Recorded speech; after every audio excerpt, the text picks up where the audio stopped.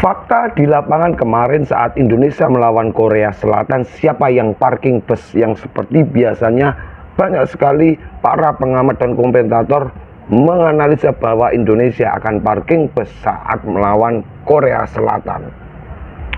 Reaksi Bung Toel saat Indonesia menang kecut banget, gak ada seneng-senengnya. Gue sampai heran, apa sih sebenarnya yang ada di otaknya itu? Bagus, kita buktikan. Musik keluar. Oh, terlalu jauh, Masih jauh-jauh.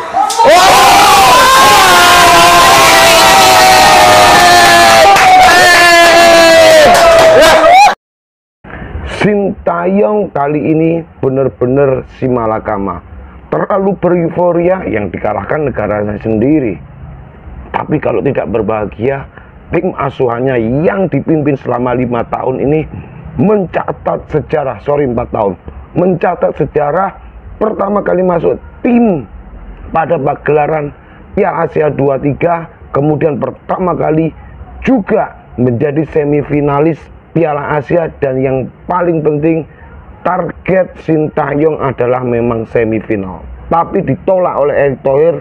Gak apa-apa, perempat final, tapi terbukti Sintayong sampai ke semifinal.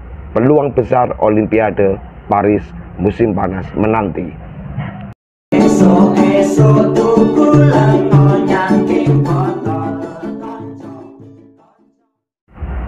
Oke, kembali lagi di sliding tackle-nya Cak Ruli. Setelah kita semalaman dibuat gak tidur, deg-degan, jantung berderar, pengen nangis, pengen mewek, dan akhirnya kita menangis bahagia. Banyak sekali di media sosial, di penjuru Nusantara, cuplikan-cuplikan tayangan kebahagiaan para supporter Indonesia. Tidak lupa ucapkan terima kasih buat supporter yang militan banget, yang kemarin mendukung tim nasional Indonesia serasa di kandang sendiri di Qatar. Luar biasa, Qatar full merah putih kayak kandang sendiri. Kalau kita melihat permainan tadi malam, tadi pagi, memang para pemain ini benar-benar mampu menerapkan apa yang diberikan oleh Sintayong. Ketika Sintayong pada line up-nya membuat starting line up-nya itu dengan strategi 3-4-3, maka pada prakteknya seperti biasa Sintayong merubah itu semua. Marcelino dan Witan Sulaiman semakin bukan malah ke depan, tapi agak didorong ke belakang, yang akhirnya menjadikan Rafael Strike menjadi striker tunggal, yaitu 5-4-1. Ketika Strike ini benar-benar dipercaya menjadi striker tunggal, kemarin menunjukkan taringnya mampu menghancurkan Korea dengan berondongan 2 gol indah dari Strike. Meskipun akhirnya Korea pun membuat permainan menjadi imbang. Mulai permainan menjadi imbang, maka Korea pun setelah kehilangan satu pemain, mereka mulai menggunakan parking bus dengan sesekali counter attack, tapi serangan pelik yang selalu diberikan oleh Korea selalu membuat lini pertahanan Indonesia juga berbahaya. Akan tetapi lagi-lagi stamina benar-benar menentukan. Karena stamina para pemain tim nasional Indonesia ini masih prima, maka mereka masih mampu menerapkan strategi taktikal komposisi yang diberikan oleh Sintayong sampai 180 menit, bukan 90 menit loh bro. Belum lagi tambahan waktunya, berarti kalau ditotal ya sekitar 140 lah, 115 menit, 135 menit. Luar biasa, kemarin kita dipertontonkan stamina, fisik, intelijensi, akselerasi, skill individu, skill secara kolektif. Tim Indonesia benar-benar kita baru pertama kali ini kita nonton dak-dik-duk-der, nggak pakai daya. Oke, pemain Korea melakukan parking bus saat mereka sudah kehilangan satu pemainnya. Padahal prediksi awal yang parking bus itu adalah tim nasional Indonesia, tapi semuanya terbalik. Indonesia benar-benar menunjukkan seperti bukan Indonesia yang sebelumnya. Kemarin kita benar-benar melihat pertandingan yang luar biasa. Babak pertama seperti biasa Sintayong selalu nggak pernah ditebak, nggak bisa ditebak. Ketika sebelum-sebelumnya Komang ini selalu dipercaya di babak kedua, tapi kemarin Komang di babak pertama langsung diplot, kemudian digantikan oleh Ferrari.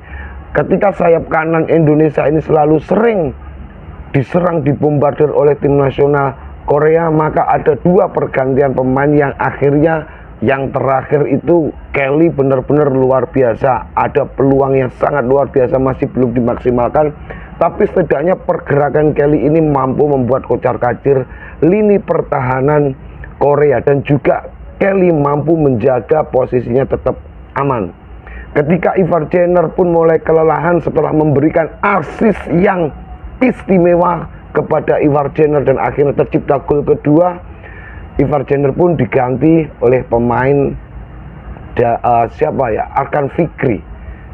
Lagi-lagi sebenarnya pemain-pemain Indonesia ini harus mampu untuk beradaptasi tentang stamina, karena beberapa pemain memang bukan langganan dipanggil oleh Sintayong di timnas senior. Ada Arkan Fikri, ada Kelly, ada Komang, ada beberapa pemain lainnya yang memang belum langganan tim nasional senior. Jadi mereka harus benar-benar untuk mampu, tapi overall permainan mereka juga fight banget, luar biasa banget.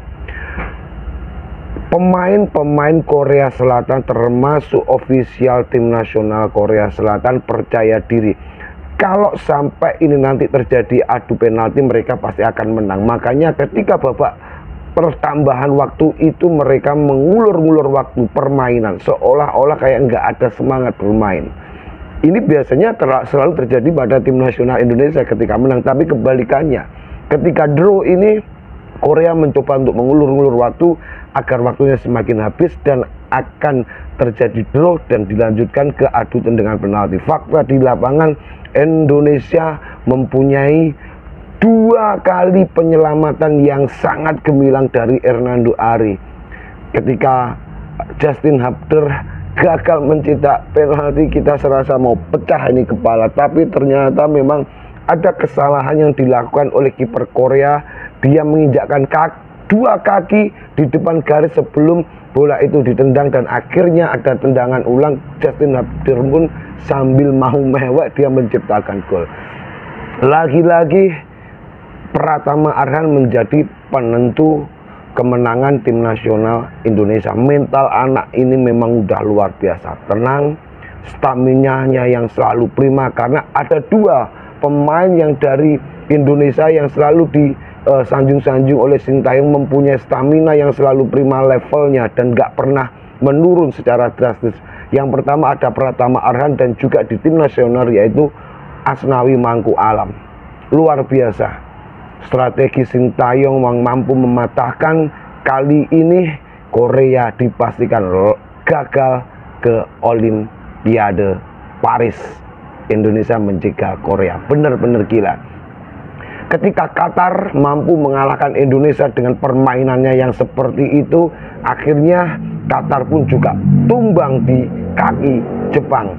Secara otomatis Qatar juga sudah tidak bisa melanjutkan ke fase berikutnya dan juga gagal ke Olimpiade. Untuk menyongsong laga semifinal, saya kira kalau melihat rentetan permainan tim nasional Indonesia setelah melakukan pertandingan beberapa kali mengalahkan tim raksasa-raksasa dari Asia, ada Jordan, Australia, yang terakhir adalah Korea, saya kira sangat-sangat optimis dan yakin bahwa Indonesia ini nanti akan mampu untuk lolos ke babak final, bahkan untuk menjadi juara Piala Asia U23. Ini sangat berkemungkinan besar. Oke, salam sehat, salam waras, Indonesia juara.